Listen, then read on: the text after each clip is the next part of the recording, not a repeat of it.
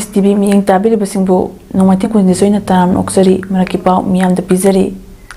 Hau kiba nomajing numiki nungtil da sit kiba akan balian yauba nongan nungsit aduda amang ata to kiba amadi mayum makai mang takraba miyu singi dama District Administration Thobal na ngarang faubada Relief Camp taranitoy hangtutna kudak kyoba mating piba hauri haina DC Thobal ahantim subas IAS na pongdorokli. Wapamasing ngasi DC Thobal gi office ta pangthokpa pawgi phamamada ahantem subas IAS na phongdokibani mahak na hai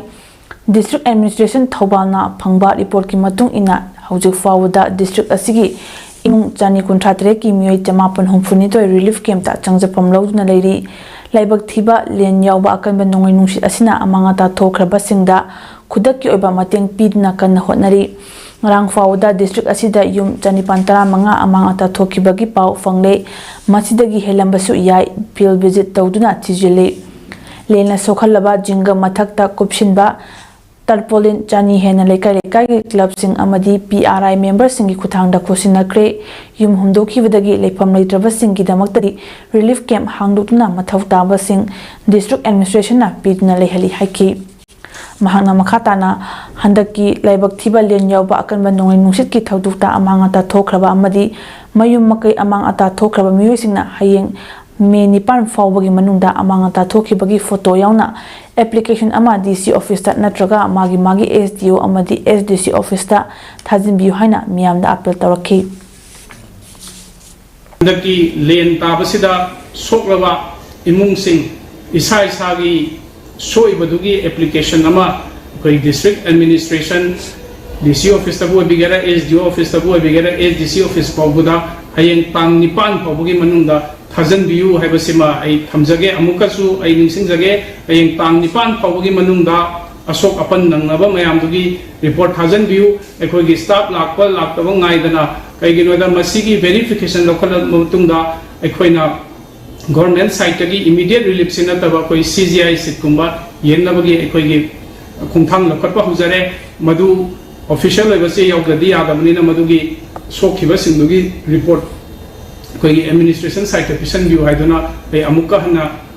ningsingjage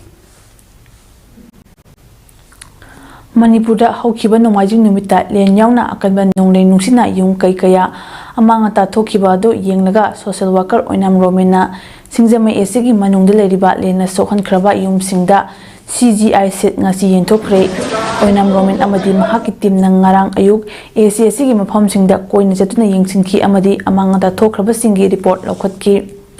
nongai nungsina sokhalaba yum sing adugi yumthak kupnaba achangba CGI set pigani haibagi thajaba piramki CGI set singi mathau tarakpa imung singda yenthokraduna Roman sing na hai ACSC gi miyamna awa anamayok narakpada angamba mating pangba haibasi mahaki social worker ama oina tawdaba yadraba thawdang amani tengbang asi mahaki leijaba senpham kharana pangbani kanagumba amatadagi mating lawba leite masi political marriage lawnaba hot khongthang sunate haukiba chahi taromdagi ACSC gi miyamgi yaifanaba khongthang kaya pakatpagi makha chatharakpa oina thawrang asi pakatpani miyamgi awaba si yenglaga government nasu lokhatpa yaba thawrang sing paikhatnaba hotnari masi pukning thawatningai ni adubu lepham leitabagi awaba si yenglaga athuba matamda thebak pakhatpiba chungani haina su phongdoki haukiba tang mangagi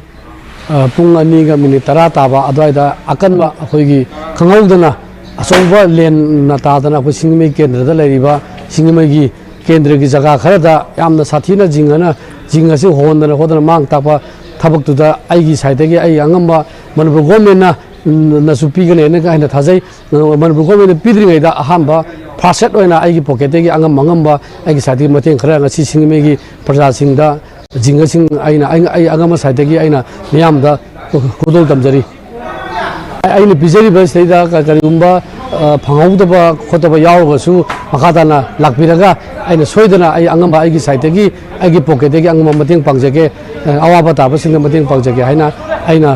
khoi 360 gi maikai degi aina maikai da aina hanna haijari थोकलिबा लान असना मरम ओइरगा लांजेनरना साइतोंदा लेबा the लमजिंग मैरा महिकोलदा महि मसिंग तमलिबा महिरुइसिंगदा महि मसिंग तंबदा चंगबा पोलम अमदी सानबगी पोलम सिंग खुसिनक्रे हाइबे स्कूल असिदा सोशल वर्कर थोक्सोम सुनील मितै एस्टेक्स फाइट स्टूडियो की प्रोपाइटर थांगजम प्रेमानंदा अमदी brain science north east region की एमडी ओइनाम गोल्फ्लेक्ना लाक्तना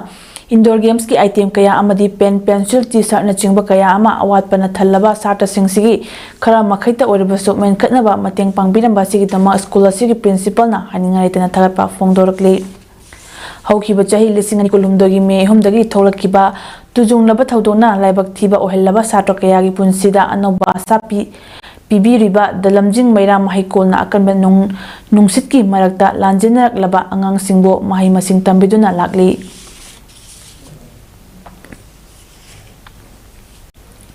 हौखिबा था सिगी मंगागी नुंगथिलदा लेन यावना सितखिबा नोंग नुंगसिता बिष्णुपुर डिस्ट्रिक्ट की तोंगानबा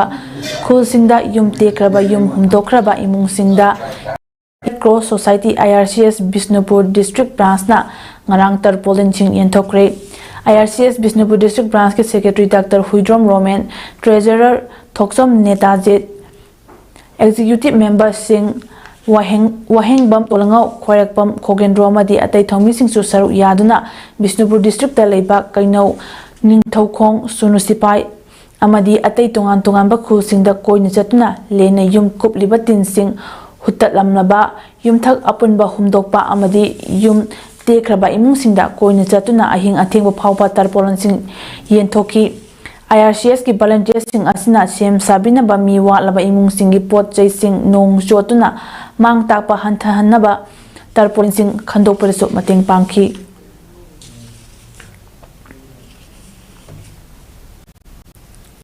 Manipur da thokliba conflict asigi matangda koki militants singa maitei furuka compromise tawbagi mathauta di haina yelhomi kanbalop Yemkal Manipur की president Loken अंगोमना फोंदोक्रे वाफम सिंगासी येलहोमी कनबलोप Manipur की अहानबा मपोक कुमोंगी थरम अमा Manipur press club की लोकताक हॉलदा पांगथोखिबा मैलेना फोंदोखिबनी थरमदुदा Angel children hospital and vaccination centre की मैनेजिंग डायरेक्टर डॉक्टर तावरम याइखोम खुमन येमकल मणिपुर की president Loken Angom adviser S ngawba mitei KH ibomcha NG Raghu mitei CH Manitomba mitei All Manipur apunba Maitai Leima Maira Paibi Loke President Ke Guni Leima Awang Kunau Lamkai Maira Paibi Advisor M Lata Women Vendor Association Nambol Bazar President A Chandralekha Leima Amadi Yemkal gi Legal Advisor Advocate L Indrakumar Su Saruyaki Yemkal gi President Loken Angom Hai Layo Kraba Ipai Pusingna Thambiramba Maitai Ekogi Chatna Loncha Thakshi Khasi Ekogi Chatna Bi Kayasibo Ngak Senduna Malem gi Phambakta Maitai haiba furup asi hingli haiba uthokpa haiba si lup asi ki pandamni yeknabasingna masing langamdana yelhomi furup ama oiriba maitai furupta landarakliba asi Manipur da leidiba yelhomi furup khudingmaki miyoi singna amata oina thengnaminuduna tangdu leitaba lamdam ama oiraknaba hanbalatina honaminasi India lengakna Manipur da thokliba conflict asigi warishin ama puraknaba honabada karigumba maitai furupta invite torokpa taragadi yelhomi furup maitaina lamdam asida leiriba miyam amadi civil society organization singri apunba mifam ama phamduna ekhogi oiba common agenda ama thamlaba matamdata wari sanagani haina sofongdoki Cookie singna wo separate administration talibasi koina iraila na tarai na India government da apasung koi Manipur gi koi gi lairiba koi yelomi chariba koi maitai purumna koi gi agenda koi na thamiba demand koi na pamiba pandam madu phungdragati kadongwe su koi cookie singa koi compromise tawam thokte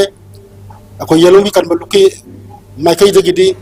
compromise sukto to ba pham si media gi thongda asi ai pham si thamjage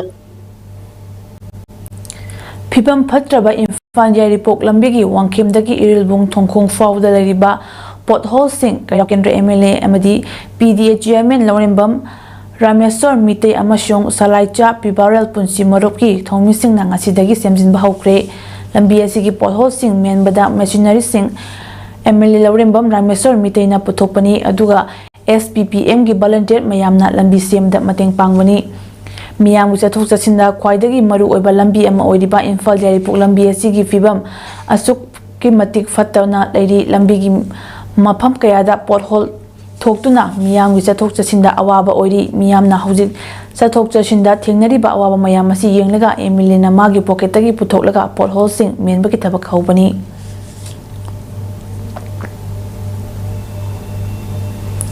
ꯃꯔꯛꯀꯤ ꯄꯥꯎ ꯄꯤꯖꯕ ꯃꯇꯥꯡ ꯑꯁꯤꯗ ꯂꯣꯏꯁꯤꯟꯖꯔꯦ꯫ ꯃꯤꯠꯌꯦꯡ ꯇꯥꯕꯤꯔꯤꯕꯁꯤꯡꯕꯨ ꯈꯨꯔꯨꯝꯖꯔꯤ꯫